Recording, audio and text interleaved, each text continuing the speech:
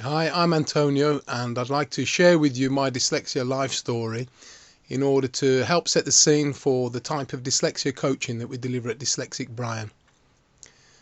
It's hard really to know where to begin. I'm 45 years of age. I was born in Stafford in 1965, and I think I became consciously aware when I was 2 years of age, when we moved from Stafford to Birmingham, and then everything goes blank after that. And then the next thing I become aware of is being a child of about 4.5 years of age, just about to start school in 1969. And I remember my mum and dad sitting me down and getting a bit of paper and a pen and asking me to write my name. And my name is Antonio G Farruggia, and you can imagine that that's quite a big name for a young child of 4.5 years of age to write. But I remember having a go at writing Antonio, and I could see the look on my parents' face. They looked as if they were despairing. I just couldn't get the words.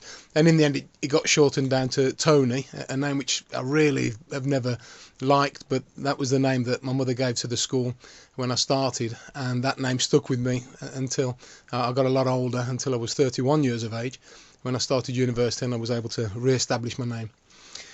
But I remember being at school and I couldn't engage with the lessons very well, and I remember feeling this real sense of difference. I felt that sense of difference when I was 4.5 years of age, and then as I got to school, I felt that sense of difference coming back again. The other children were writing, and reading as children of their age do, but I was always behind. I was always one step behind everybody else, as if I hadn't understood what was going on.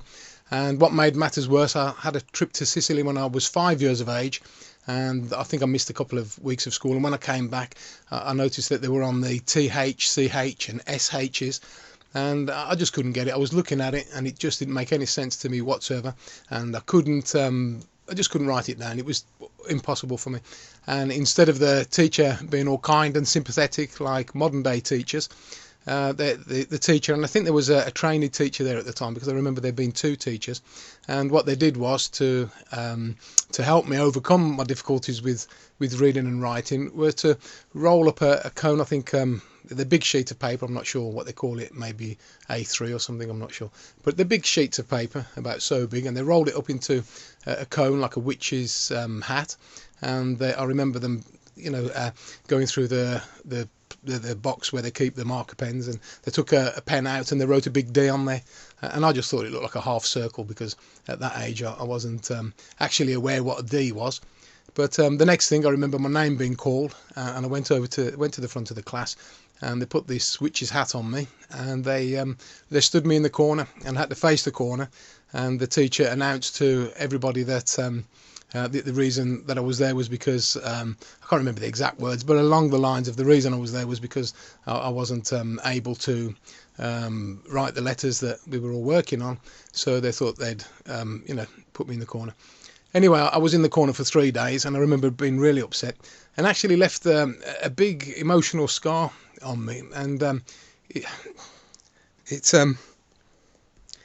actually something which is really damaging. I mean, modern day teachers, they wouldn't do that, and it was like being in the Victorian age, which is a really horrible experience. Anyway, I think I've overcome it. Perhaps I haven't. Perhaps I need to work on myself a little bit more. And I remember I could never discuss this with anybody all my life.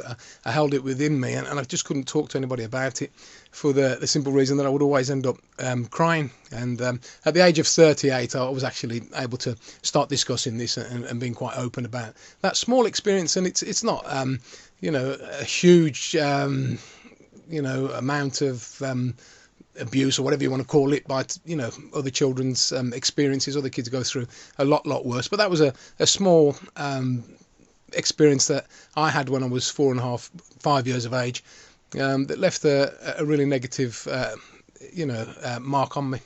Anyway, let's fast forward a little bit. I ended up going to a school called Great Bar Comprehensive School. 2,500 kids ended up going there, I think, in 1971. And when I got there, I just couldn't read and write. And to make matters worse, I didn't realise I needed glasses. So, and I wouldn't sit at the front of the class because I wanted to be the macho boy, and I always wanted to sit at the back and cause trouble. And so I couldn't see the blackboard, and so I couldn't see what the teacher was writing, and I couldn't actually see the teacher's face thinking about it. But I sat through all the lessons and I attended school. And in the end, as I couldn't engage with literacy, I couldn't engage with the lessons, I actually learned how to be a troublemaker, and I became a very, very good troublemaker. It's almost like I had a knack for naughtiness. I just knew how to be naughty, and I was up to all sorts of no good, but I shan't go into that now, perhaps in a future video. And at one point I was sent to see an educational psychologist, and I remember the educational psychologist calling my parents in, and they'd had a lengthy conversation with me, and I'd explained what was going on in my life, but they'd interpreted it completely different. And they said that I think they said that I might be a bit confused there, but I remember something along the lines of that I was mentally retarded, but I could have added that to the equation. I'm not 100% sure, but I know that I was in the remedial group at school. I've been told by other people that I was mentally retarded. So, and I was told by a lot of people that I was thick and stupid and everything else, and lots of other dyslexic kids go through this experience too. I remember being told so much that I was thick and stupid that I actually spoke with a bit of a slur when I was 15, 16 years of age, and I sounded a bit like Rocky Balboa off the Rocky film. So I just didn't have any confidence and had very low self-esteem.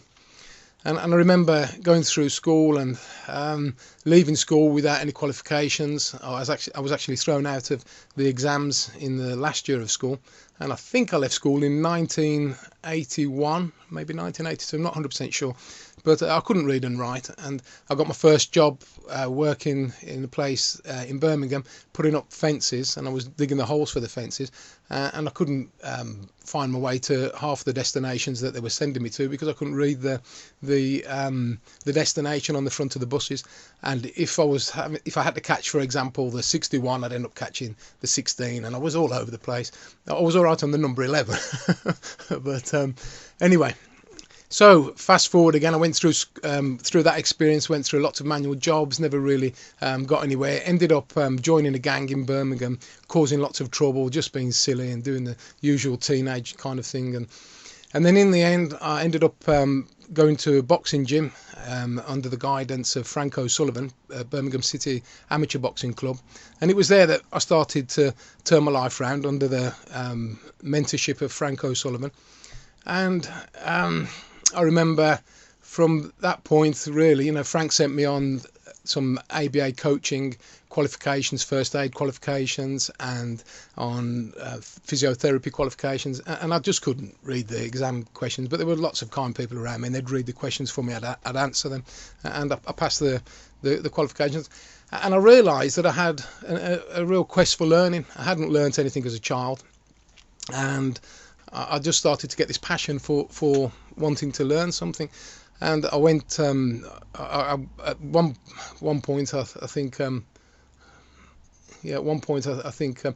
ended up in the building trade, and I was very good at that. Ended up putting floor tiles down.